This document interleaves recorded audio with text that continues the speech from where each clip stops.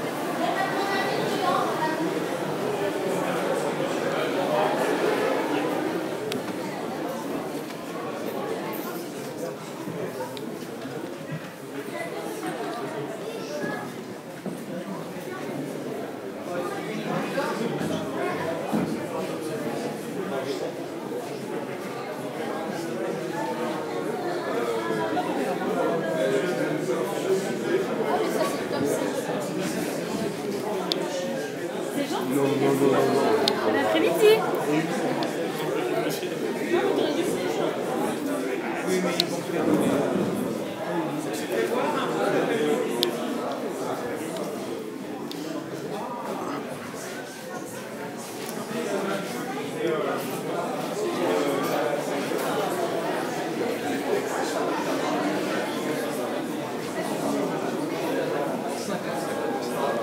On voit les prix des appartements.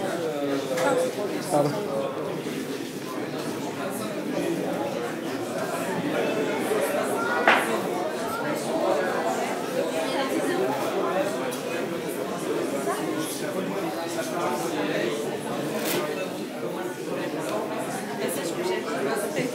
J'ai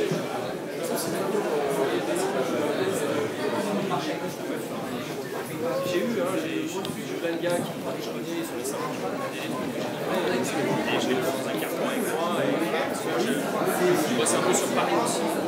Ah ouais, non, j'ai tu refais plus ça l'année prochaine.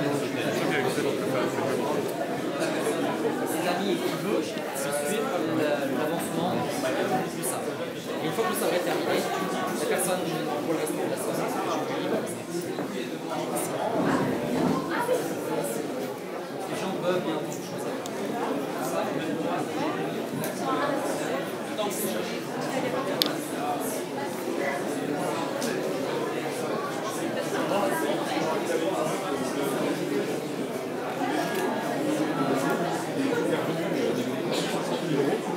En matos, hein, et il a acheté la résine avec le Versailles.